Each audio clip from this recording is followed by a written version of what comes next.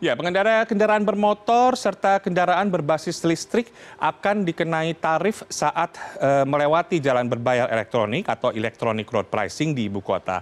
Peraturan soal sistem ERP itu tercantum dalam rancangan peraturan daerah pengendalian lalu lintas secara elektronik atau PPLE yang masih disusun oleh DPRD DKI Jakarta. Baru dalam tahap rancangan namun sudah memantik pro dan kontra karena dinilai akan memunculkan masalah baru. Dan untuk membahasnya malam hari ini telah bergabung bersama saya secara virtual Ketua Forum Transportasi Perkotaan MTI atau Masyarakat Transportasi Indonesia, Budi Yulianto. Selamat malam, Pak Budi. Selamat malam, Mbak Taufik. Ya, ini kebijakan jalan berbayar yang saat ini sedang digodok oleh Pemprov DKI Jakarta ini tepat tidak sih dilakukan untuk saat ini? Ya, menurut kami bahwa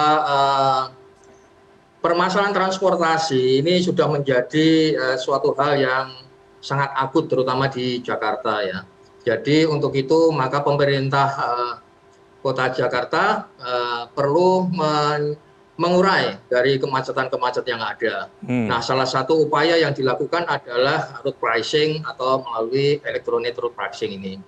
Nah, electronic road pricing ini merupakan upaya pemberlakuan pembayaran bagi masyarakat yang menggunakan kendaraan bermotor melintas kawasan tertentu pada waktu yang tertentu. Namun perlu dipahami bahwa ERP ini tidak bisa berjalan dengan sendirinya karena ini merupakan bagian dari metode manajemen permintaan transportasi atau merupakan transport demand management. Di mana kita ketahui dalam transport demand management ini ada dua konsep yaitu push and pull. Nah, dalam hal ini ERP ini adalah merupakan konsep push, yaitu pemaksaan.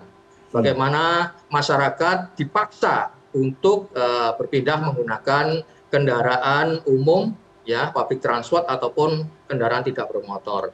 Nah, di sini kendaraan umum, public transport ataupun kendaraan tidak bermotor ini adalah upaya dari pull, sehingga dari apa yang dilaksanakan oleh pemerintah ini memang seharusnya sudah dilakukan untuk mengurai kemacetan-kemacetan yang ada. Namun demikian konsep yang harus dilakukan tidak hanya konsep ERP saja, tapi secara makro melibatkan metode-metode dari manajemen permintaan tadi. Salah satunya yaitu menyediakan fasilitas transportasi publik, kendaraan tidak bermotor, dan juga salah satu yang terpenting adalah penegakan hukum bagi pelanggar-pelanggar yang melakukan pelanggaran dalam proses ERP ini. Ya, tadi kan sudah saya paparkan juga bahwa sebenarnya sistem jalan berbayar atau electronic road pricing ini sudah dimunculkan idenya belasan tahun yang lalu, tapi tidak pernah terrealisasi dengan jelas. Lalu Anda melihatnya kenapa dipaksakan untuk saat ini?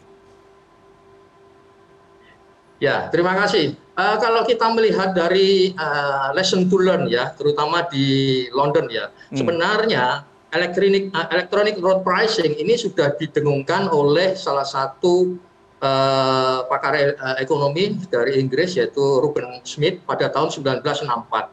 Dia mengeluarkan sebuah konsep yaitu road charging tahun 1964. Namun demikian implementasi di lapangan di kota London itu baru tahun 2003. Nah, kalau kita melihat dari proses yang membutuhkan 39 ini memang tidak mudah. Karena apa? Diperlukan seorang yang memiliki komitmen besar. Dalam hal ini adalah gubernur ataupun wali kota. Nah, di London waktu itu wali kota yang memiliki komitmen besar dalam mengurai kemacetan lalu lintas adalah Ken Livingstone. Sehingga dengan komitmen dan keberanian Ken Livingstone inilah maka diterapkan road charging yang ada di London. Memang penerapan sebuah pemaksaan terutama untuk memaksa masyarakat untuk membayar ini ini merupakan salah satu dari segi politik itu tidak banyak yang menyukai. Tapi memang dalam hal ini harus dilakukan sehingga kalau kita lihat saat ini pelaksanaan road charging yang ada di London sejak tahun 2003 sampai sekarang ini sudah memberikan hasil yang relatif baik. Ya, tadi saya di awal juga sempat mengatakan bahwa ini baru saja rencana, tapi sudah banyak penolakan-penolakan yang disampaikan oleh masyarakat, terutama mereka yang memiliki kendaraan pribadi. Nah, satu lagi potensi yang akan terjadi penolakan penolakan adalah dari komunitas ojek online. Karena tidak hanya itu juga, masyarakat yang tidak memiliki kendaraan pribadi pun ketika menggunakan ojek online dan memasuki wilayah yang diterapkan IRP, mereka juga harus membayar lebih tentunya nanti. Apakah Anda melihatnya akan seperti ini? Ya, ini memang sebuah sebuah tantangan besar. Kalau kita lihat saat ini pelaksanaan electronic road pricing di dunia ini baru kita lihat yaitu di Singapura, kemudian di London, di Durham, kemudian yang ada di Stockholm ya, itu yang besar-besar. Nah, mereka semuanya memang memiliki karakteristik berbeda dengan di Indonesia. Kalau Indonesia itu memiliki karakteristik yang unik ya, terutama di sini kita memahami bahwa ada namanya ojek online. Nah, ojek online ini pun juga merupakan salah satu moda yang digunakan oleh masyarakat. Nah, ini sebuah tantangan besar. Kalau memang ini diimplementasikan, tentunya mereka akan mengalami penurunan para pengguna ojek online tersebut. Nah, ini mungkin bisa menjadikan sebuah satu diskusi panjang, kebijakan pemerintah yang akan diambil seperti apa. Nah, kalau kita bicara dalam hal ini, tadi saya bicarakan bahwa ERP ini ada korelasinya dengan penggunaan angkutan umum. Nah, kenapa? Karena konsepnya ini adalah shifting, supaya orang dari menggunakan kendaraan pribadi menuju angkutan umum. Namun dalam hal ini di Indonesia, online ini pun juga digunakan. Nah, kalau salah satu contoh yang ada di London, itu selain angkutan umum, dalam hal ini taksi itu tidak dikenakan biaya.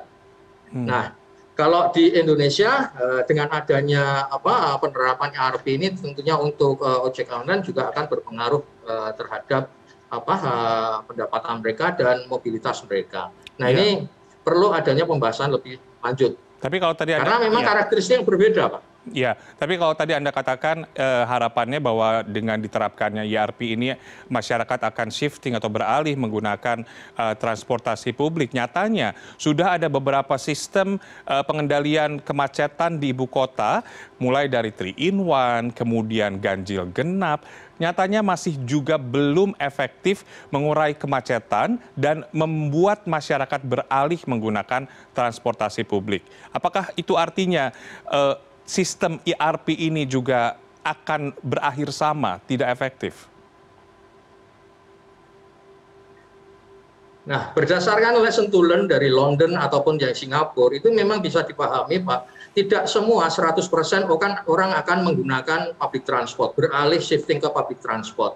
Sebagai contoh saja dari riset yang dilakukan di London, selama 6 bulan pertama penggunaan road charging ini bisa kita pahami bahwa hampir 50% orang shifting menggunakan public transport. Dengan catatan bahwa public transport yang disediakan ini andal, memiliki integrasi yang baik, kemudian bisa mengakomodasi mobilitas masyarakat yang ada.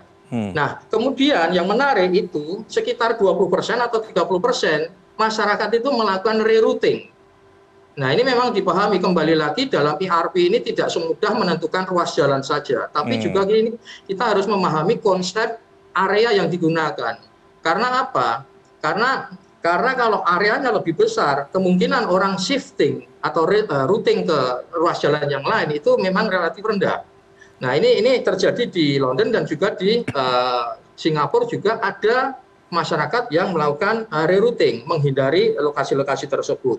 Kemudian ada pola yaitu berpindah waktu. Ya, misalnya kita bekerja pagi, kemudian kita berpindah, agak siangan. Nah, ini pola-pola ini juga terjadi di London ataupun di Singapura terkait dengan penerapan ERP. Nah, kemudian yang menjadi menarik ini adalah perlu hati-hati dalam menentukan batasan area yang digunakan. Apakah itu ruas jalan ataupun berbasiskan zona. Kalau menurut apa yang terjadi di lapangan, ya dari ketiga lokasi yang ada saat ini di dunia, ini kecenderungannya adalah sistem zona.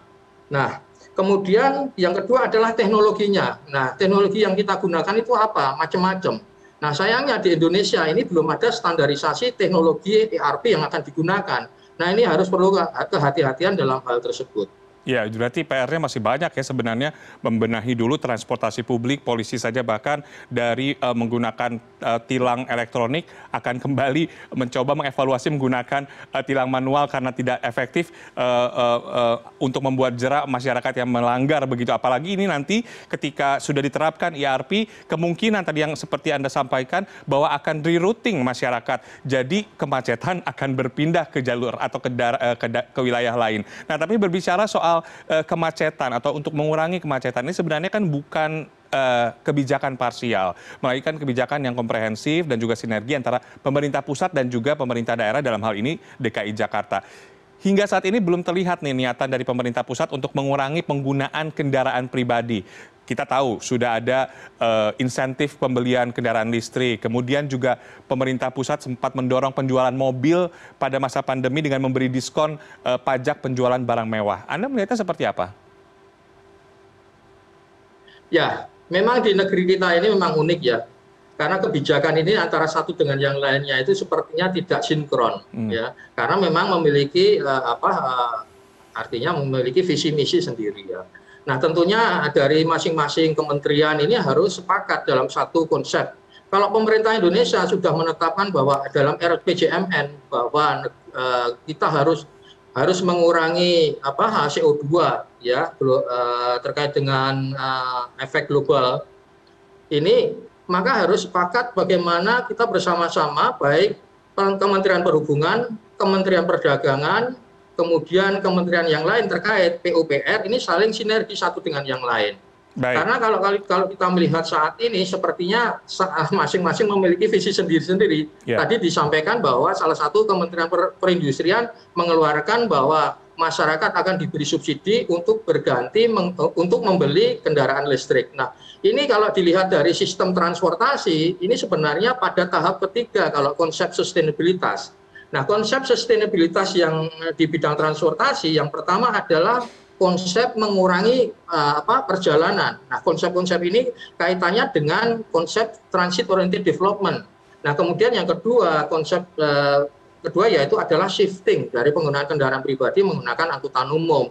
Nah, kalau semua orang ataupun banyak orang yang menggunakan angkutan umum, maka berikutnya adalah konsep ketiga yaitu menggunakan konsep teknologi, yaitu penggunaan angkutan umum ataupun mobil yang berbasiskan listrik. Nah, ini yang perlu dipahami bersama agar saling sinergi satu dengan yang lain. Namun demikian kalau dari segi perindustrian, konsepnya kan lebih banyak kendaraan dijual akan semakin banyak pemasukan. Nah, ini perlu adanya sebuah kesepakatan bersama dari tingkat kementerian. Kalau ini tidak ada, maka akan tidak selesai. Terakhir singkat saja Mas Budi, jadi sebenarnya rencana untuk penerapan ERP ini dilanjutkan atau ada solusi lain? Singkat saja. Kalau menurut saya, seperti yang tadi, lesson to learn, bahwa proses ERP ini tidak mudah, perlu waktu. Baik itu dari segi teknologi, dari karakteristik kita Indonesia ini juga unik, karena kita memiliki hampir 80%, 90% penggunanya adalah sepeda motor. Tadi sudah disampaikan terkait dengan penggunaan ojek online dan lain sebagainya. Kalau kita melihat dari regulasi, ojek online bukan merupakan angkutan umum, tapi kenyataannya masyarakat menggunakan. Nah, ini perlu harus ada sebuah diskusi yang komprehensif. Namun dari keadaan yang ada saat ini, menurut saya ERP harus dilanjut, namun harus melalui koridor-koridor yang ada.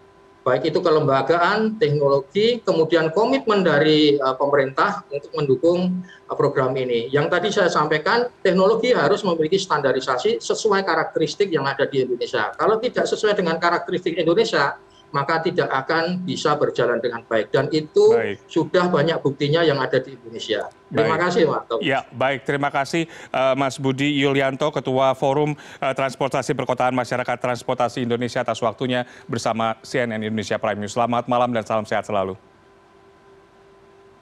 Salam sehat selalu. Terima kasih, Pak.